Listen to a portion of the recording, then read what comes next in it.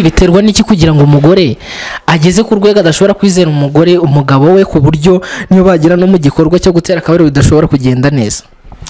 umugabo no kuvuga muri rusange abakobwa ntago ari ko umuhungu wese bahuye byazana amavangingo.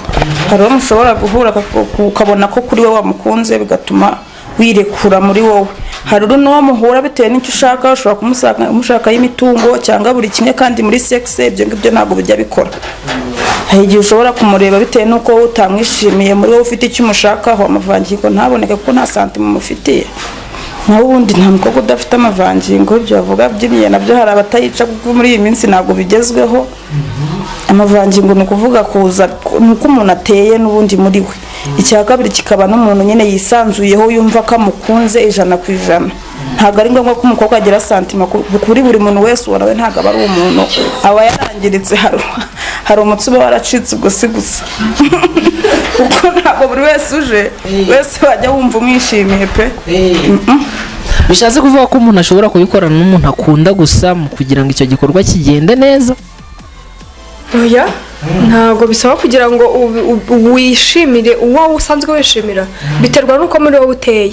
Dushobora guhura n'umuntu runaka ukamwishimira cyangwa ntumwishimire, gusa erega nose baraba babikora baba bari wenda ari nk'indaya bakaryama n'abagabo bose ko bose babishimira. Nuko uwo mugabo yamonye kamwishimira cyane uko bashaka amafaranga.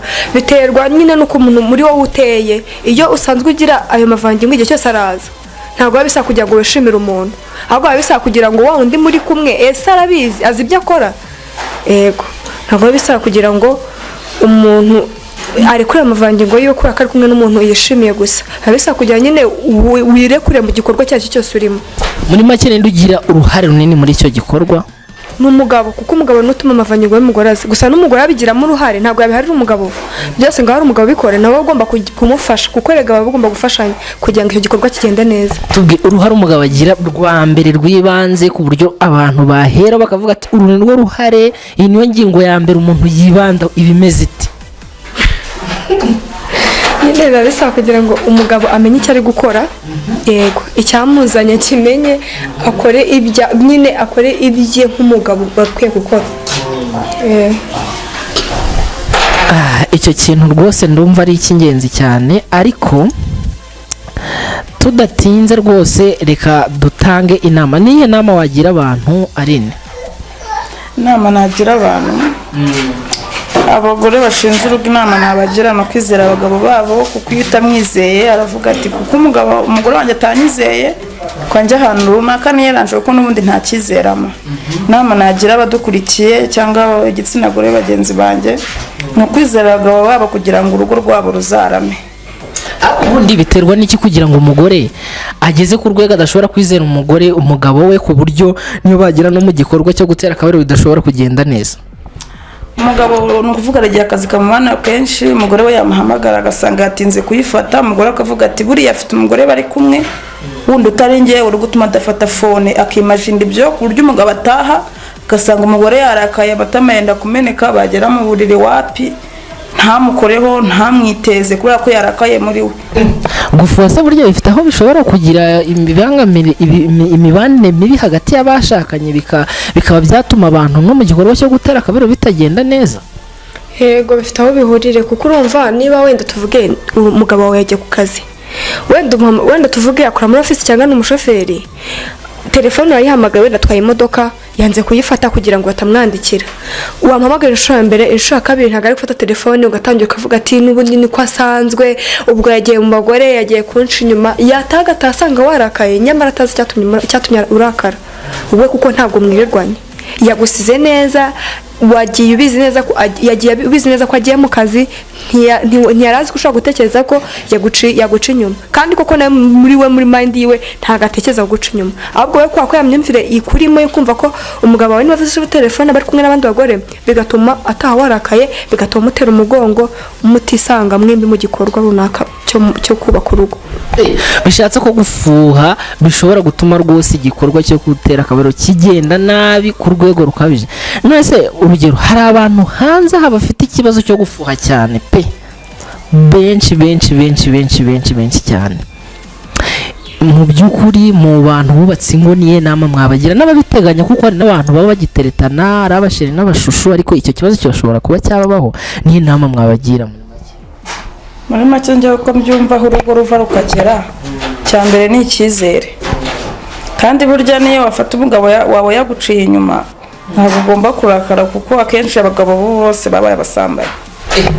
Icyo cyo nacyo ni indi nyewe ibyo bintu wari ubizi ngewe kuri ngewe ariko na n'ubu nyine urumva ko umugabo wawe ntago nyine ushobora kwiyumvisha ko umugabo w'iki gihe niko bameze nyine bico bifite muri bo umugabo wawe uko wamushimisha kose gusa bisaba nyine kugira ngo umugore abigiremo uruhare abigiremo ubushake yite ku mugabo wiwe kugira ngo areke kujya aho hanze areke kurarikirwa abakobwa butoya ngo yumve ko ari bwo agomba kujya ahora nyine yifuza ukagerageza buri kintu nawe ugomba guhora uri mutoya muri wowe kugira ngo ajye ahora agushaka ate gutekereza abandi bo hanze naho ubundi wese ubundi muri make ni ikihe kintu ubundi abagabo baba bakurikiye ku bantu bo hanze ku muntu aba afite umugore akaba afite urugo ubundi mu by'ukuri ni iki cy'abantu bo hanze bagira abandi batagira ni ukuvuga muri make abagabo uko bateye bo bifitemo irari ni irari umugabo aragenda rwose yabona umukobwa atambutse bitewe n'amaguru afite cyangwa ikibuno akavuga akangeyo numve kuko umugore wanjye wenda ntacyanyima ariko ibyo mbonye hanze we ntabifite amuboneye inyuma gusa nta kindi ntazi ko yatanga ntazi uko amufata rero igihe agera no mu rugo uwo mukobwa cyangwa bajyanye mu byumba biri hirya ugasanga amunejeje kurusha uko umugore wagira ate amunezeza ariko mbere y'uko bajyana ni irari rye ryamujemo.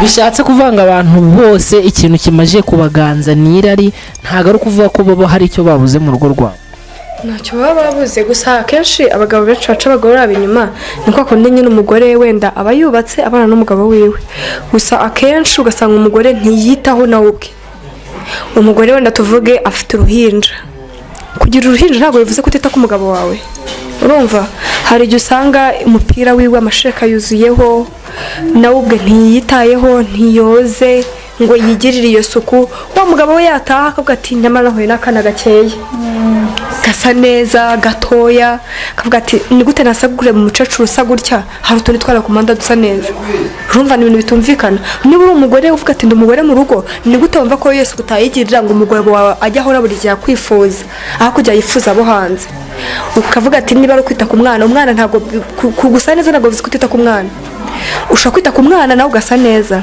umugabo kuryo yaza asanga ufite fresheri akavuga ati umugore wanjye ntakaba atagize bigatuma abo hanze atabatekereza kuko umugabo atekereza abo hanze bitewe n'uko ubwawe wifata sibyo nyamara wifashe neza nawe ukitaho ukamwika kumwitayeho ntacyatuma ajya aho hanze si ubundi reka tugere muri ubwo buzima ubundi iyo abagabo bageze aho hantu bavuga ko bagiye gushakira